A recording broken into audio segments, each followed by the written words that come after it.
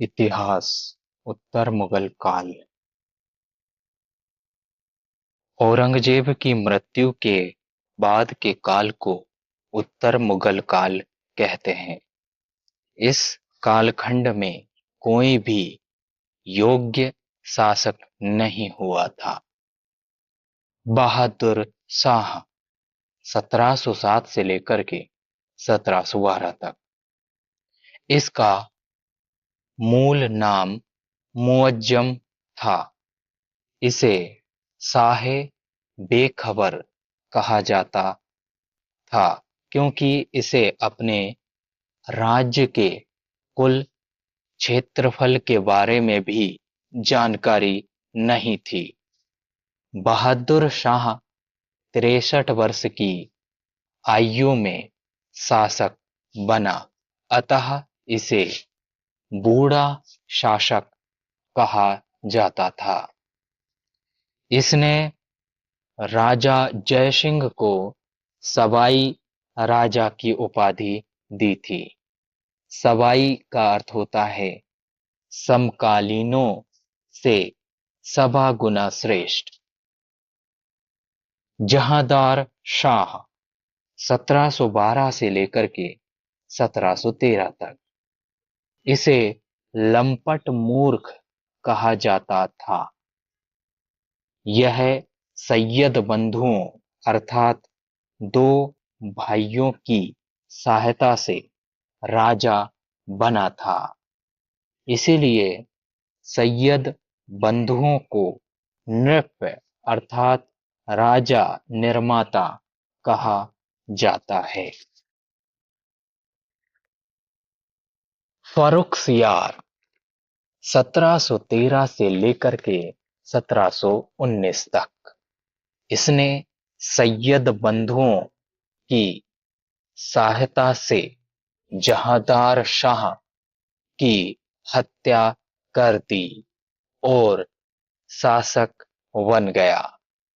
इसीलिए इसे घृणित कायर कहा जाता है। 1717 ईस्वी में फर्रुखसियार को चेचक हो गया, जिसे एक अंग्रेज डॉक्टर हैमिल्टन ने ठीक किया। अतः फर्रुखसियार ने खुश होकर अंग्रेजों को बंगाल के क्षेत्र में 3000 प्रतिवर्ष कर लेकर व्यापार करने की छूट दे दी थी। इसे इतिहासकारों ने अंग्रेजी शासन का मैग्ना कार्टा कहा है। फ्रेंच भाषा में मैग्ना कार्टा का अर्थ अधिकार होता है। 1717 में ही फर्रुखसियार ने मराठा पेशवा बालाजी विश्वनाथ से एक संधि की और छत्रपति के पद को, जो मराठा साम्राज्य का एक महत्वपूर्ण पद था, मान्यता दी। इस संधि को मराठा साम्राज्य का मैग्ना कार्टा कहा जाता है। मोहम्मद शाह 1719 से 1748 तक। इसे रंगीला बादशाह कहा जाता था क्योंकि इसे नाच गाने तथा भोग विलास अत्यधिक पसंद था। मोहम्मद शाह का मूल नाम रोशन अख्तर था। इसके समय मुगल साम्राज्य का बिखराव बहुत तेजी से हुआ। मुर्शिद कुली खान ने बंगाल, सादत खान ने अवध लखनऊ वाला क्षेत्र, निजामुल मुल्क ने हैदराबाद को स्वतंत्र राज्य के रूप में स्थापित कर लिया था। 1737 ईस्वी में मराठा पेशवा बाजीराव प्रथम ने मात्र 500 घुड़सवारों को लेकर दिल्ली पर आक्रमण कर दिया और मोहम्मद शाह को पराजित कर दिया तथा प्रतिकर के रूप में प्रतिवर्ष 5 लाख रुपए लिए और मोहम्मद शाह को बाजीराव द्वितीय ने वचन दिया कि अगर दिल्ली पर विदेशी आक्रमण हुआ तो हम आपकी सहायता करेंगे।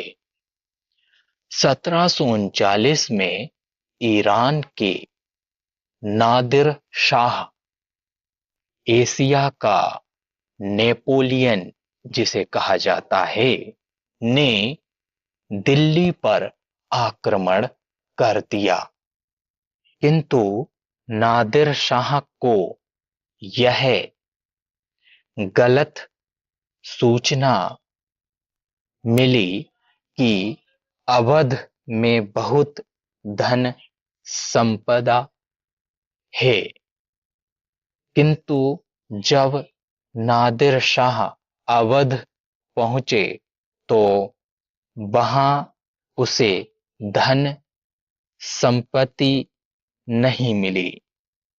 तब अवध के शासक शहादत खान ने नादिर शाह को दिल्ली पर आक्रमण करने हेतु प्रेरित किया। दिल्ली से नादिर शाह ने अत्यधिक मात्रा में धन संपदा लूटी और कोहिनूर हीरा तथा मयूर सिंहासन अपने साथ ईरान ले गया, किंतु कुछ धन नादिर शाह अवध के शासक शहादत खान को देने आया तो शहादत खान ने नादिर शाह के डर से आत्महत्या कर ली। मयूर सिंहासन पर बैठने वाला अंतिम मुगल सम्राट मोहम्मद शाह था। अहमद शाह 1748 से लेकर 1754 तक, इसके समय पहली बार अफगान सेनापति अहमद शाह अब्दाली ने 1748 ईस्वी में पंजाब पर आक्रमण किया। इसके समय मुगल अर्थव्यवस्था इतनी कमजोर हो गई थी कि अहमद शाह ने अपने सैनिकों तथा अधिकारियों को वेतन देने के लिए मुगल दरबार के सामानों की बिक्री करना पड़ा। इसके समय सैनिकों ने विद्रोह कर दिया और अहमद शाह को अंधा करके जेल में डाल दिया था। आलमगीर द्वितीय 1754 से 1759 तक, इसके समय 1757 ईस्वी में प्लासी का युद्ध हुआ, जिसमें लॉर्ड क्लाइव ने बंगाल के शासक सिराजुद्दौला को पराजित कर बंगाल पर अधिकार कर लिया। शाह आलम द्वितीय 1759 1859 से 1817 तक। उत्तर मुगल काल में सबसे लंबे समय तक शासक रहे शाह आलम द्वितीय के समय पानीपत का तीसरा युद्ध 1761 में हुआ, जिसमें अफगान सेनापति अहमद शाह अब्दाली ने मराठों को पूरी तरह से पराजित कर दिया था।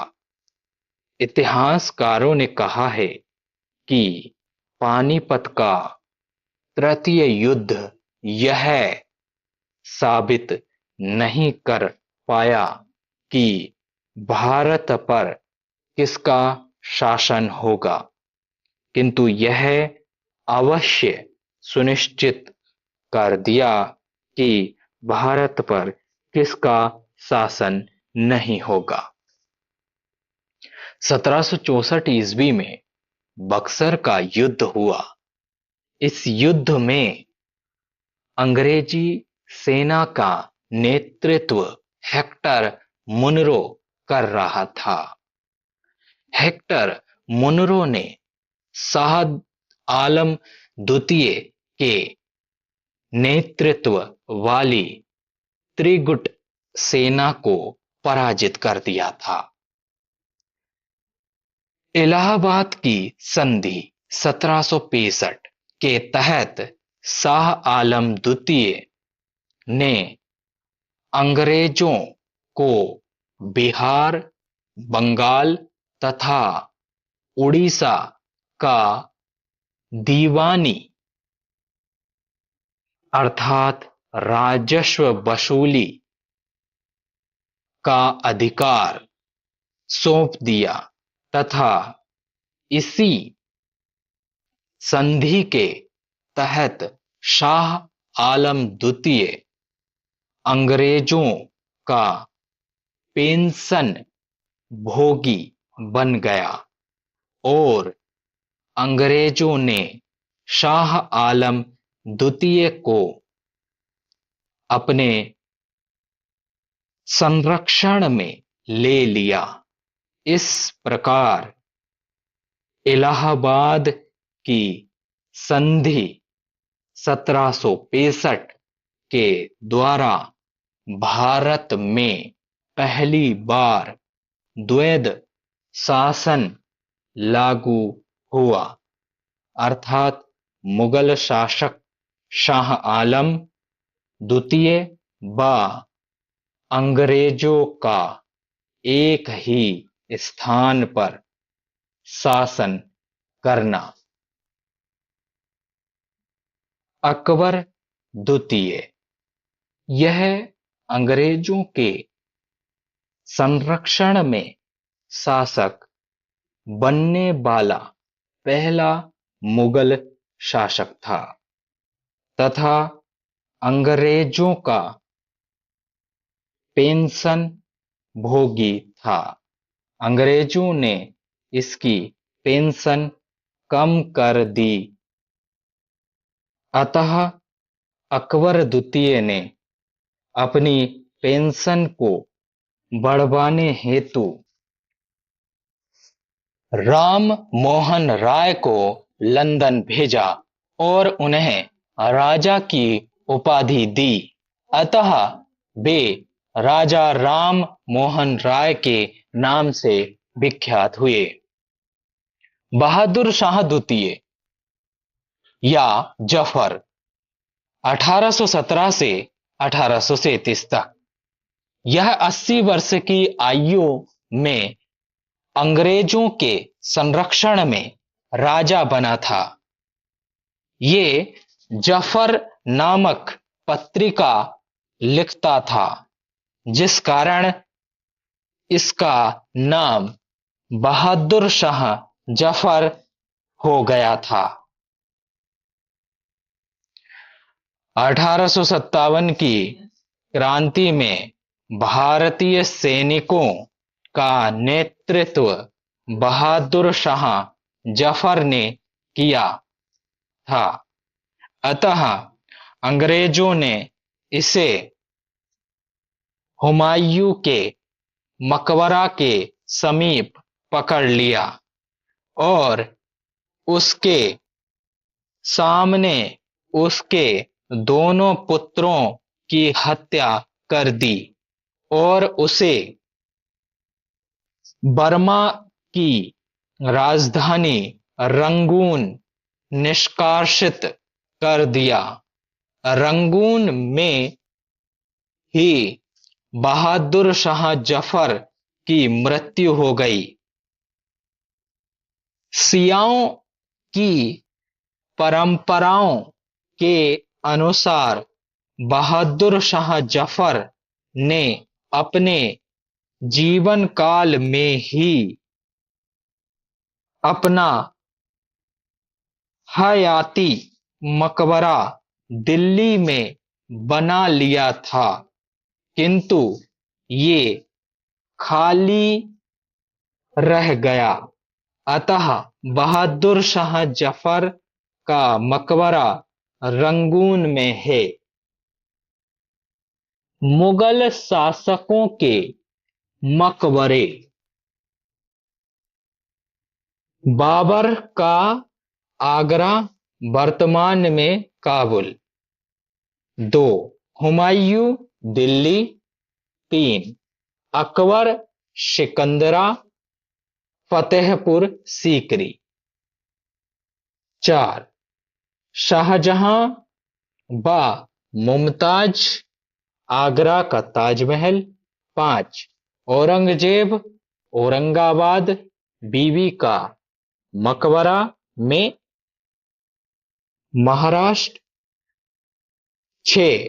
बहादुर शाह जफर, रंगून हयाती मकबरा दिल्ली में। शेष मुगल राजाओं का मकबरा दिल्ली के हुमायूं के मकबरे के निकट अवस्थित हैं। धन्यवाद। समाप्त।